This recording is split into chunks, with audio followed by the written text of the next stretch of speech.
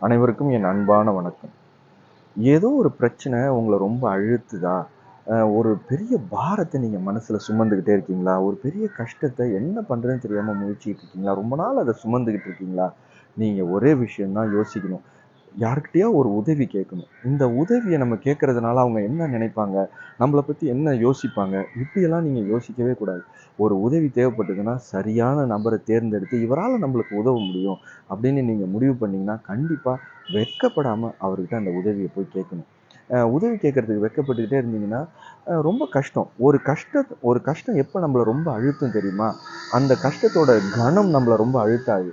அத தனியா நம்ம சுமக்கிறோம் பார்த்தீங்களா? அதுதான் நம்மள ரொம்ப அழுத்தும். அப்போ அந்த கஷ்டத்த யார்கிட்டயாச்சும் நம்ம இறக்கி வைக்கணும். யார்கிட்டயாச்சும் போய் அத சொல்லணும். நம்ம சில பேர்கிட்ட அந்த கஷ்டத்த சொல்றப்பயே நம்மளுக்கு அந்த கஷ்டம் பாதியா குறைஞ்சு போயிடும். சில பேர்கிட்ட வந்து அந்த உதவியா கேட்டு, அவங்க ஒரு சின்ன கை நம்மளுக்கு குடுக்குறப்போ, நம்மளுக்கு அந்த சுமைய சுமக்கிறது ரொம்ப ஈஸியா போயிடும். சில நேரத்துல அந்த கஷ்டமே, அந்த சுமையே எங்க போணுச்சுன்னே தெரியாம மறைஞ்சு போயிடும்.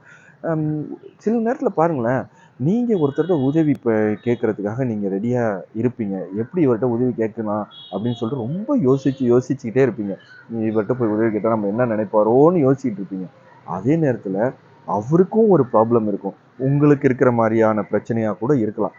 அவரும் இத யார்கிட்டடா போய் கேட்கறது? இவர்கிட்ட கேட்கலாமா? இவர் என்ன நினைப்பாரு நம்மள? அப்படின்னு சொல்லிட்டு அவரும் யோசிச்சுக்கிட்டு இருப்பாரு.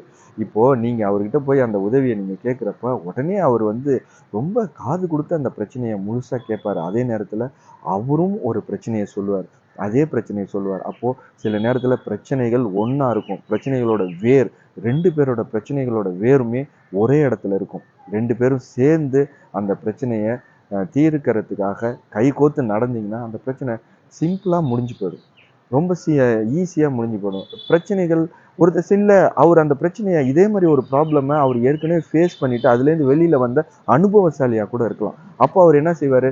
ஈஸியா நம்மளுக்கு ஒரு கை குடுத்து நம்மளுக்கு உதவி செய்ய முடியும். நீ இப்படி செய்யலாம், அப்படி செய்யலாம்ன்னு சொல்லிட்டு நம்மளுக்கு ஒரு ஐடியா குடுக்க முடியும். கஷ்டத்துல இருக்கிற நம்பளுக்கு, நம்பளுக்காக சிந்திக்க முடியாது. உண்மையிலேயே நாம ஒரு பெரிய கஷ்டத்துல இருக்கிறோம்னா, நம்ப பெரிய அறிவாளியா இருப்போம். எல்லாருக்கும் வந்து நம்ம அட்வைஸ் பண்ணுவோம். நம்பளுக்குன்னு ஒரு கஷ்டம் வர்றப்ப அதுக்கான சொல்யூஷன நாமளே கண்டுபிடிக்க முடியாது. நாமளா சிந்திக்க முடியாது.